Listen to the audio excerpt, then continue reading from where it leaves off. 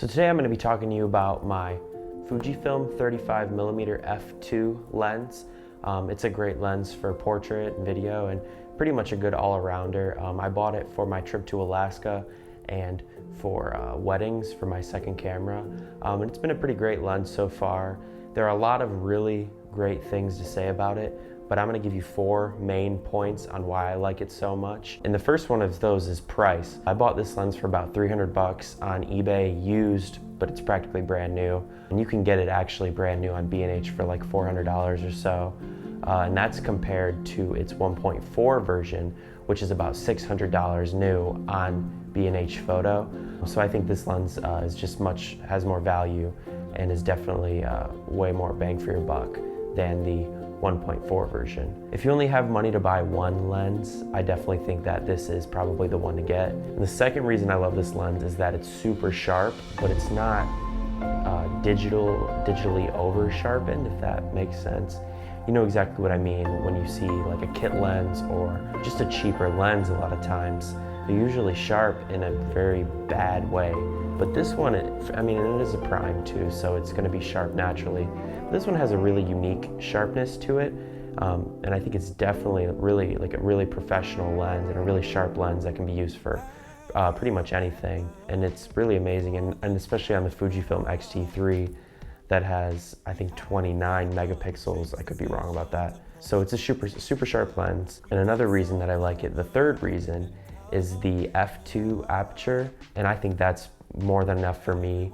I get amazing shallow depth of field. The bokeh looks amazing, and it's a great low light lens too. It has a lot of character. It kind of almost has like a swirly bokeh that you would get out of a Russian Helios 44-2 lens. It's kind of got that swirling effect for the bokeh instead of it just being straight circles behind everything, and it's kind of crazy. It also has super fast autofocus for photography, and that's what I've noticed specifically for photography is why I like it so much. It's just because it's has super quick autofocus, and it's not nearly as loud as the 35mm f1.4 lens either. Although it is still pretty loud, it's not nearly as bad as the more expensive version, which is always a plus. Now this lens does have a few cons to it also, so I'm gonna give you a couple of those. It's really tiny, and I know a lot of people like the fact that it's tiny. That's why people use mirrorless cameras to begin with, is because they're so small. But with this lens being so small, it almost kind of gives an unprofessional look to me in a lot of ways. Not that really matters, because the work is still going to be as good as it would have been. But I definitely think it's a little too tiny for my liking, and the fact that it's tiny also makes it really hard to manual focus with the lens. It's really hard to get your fingers in there and manual focus the lens, especially with a step-up ring like I have on it for ND filters. So that's one of the cons. Another con is that it doesn't have stabilization, and I know that's kind of a problem with a lot of Fuji lenses, is not very many of them have stabilization built in because the body itself doesn't have IBIS. So it's not that amazing for video if you're shooting handheld, but if you're shooting on a tripod or like a gimbal or something like that, you definitely won't need to worry too much about stabilization. But again, I like to shoot handheld a lot, so that's definitely a big hindrance on my shooting style. So is this lens a buy? Obviously, I bought it. It's on the camera right now filming me, so it's definitely a buy.